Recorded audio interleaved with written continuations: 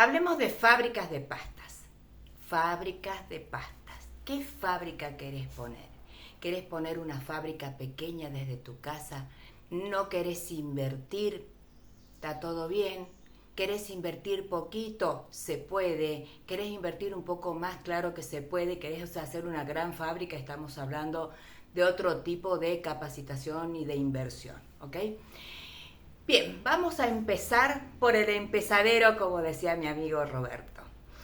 Si vos vas a empezar por una fábrica pequeña desde tu casa que no querés invertir, vas a empezar con tu palo de amasar, vas a empezar amasando a mano, vas a empezar con la heladera de la casa, con el freezer de la casa y vas a empezar a vender a tus vecinos, a tus familiares que te puedan comprar, obviamente.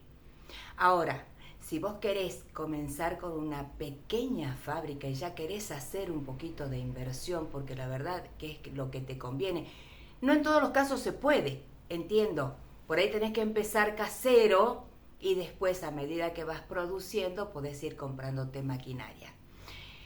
La primera máquina que vos te tenés que comprar es una máquina que te lamine la masa, ¿sí?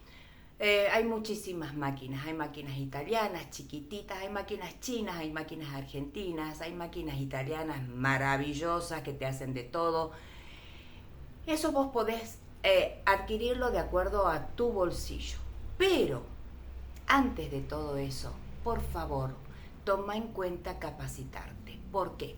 Porque vos vas a empezar a invertir, vas a empezar a querer hacer tu fábrica de pastas, pero la pasta no te va a salir como corresponde. Entonces vas a tener muchas quejas de tus clientes. Entonces primero hace, en vez de prueba y error, que vas a gastar mucho dinero y créeme que mucho tiempo también, capacitate. Hay muchísimas escuelas para capacitarte, inclusive hay muchísimos cursos también para capacitarte, pero no lo hagas solito como lo hacían las abuelas, porque es otro tipo de pasta. Estamos hablando de que vas a trabajar ya sea sin conservantes o con conservantes. Entonces para eso vos te tenés que capacitar, porque ya no es como el tiempo de antes que dejaban secar la pasta así nomás o la guardaban en la heladera y se acabó.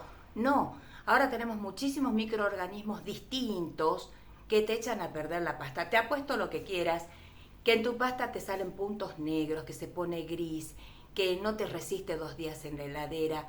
Por eso te estoy diciendo, capacitate. Entonces, ¿qué tipos de maquinaria vas a comprar para poner una pequeña fábrica? Vas a comprar, como te digo, primero una laminadora.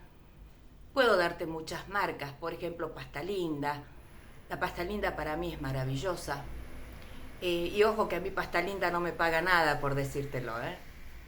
Te vas a comprar un buen cuchillo de chef. Te vas a comprar un freezer para poderlas mantener como corresponde. Vas a hacer una pequeña inversión en todo lo que es packaging, o sea, cómo vas a entregar tus pastas.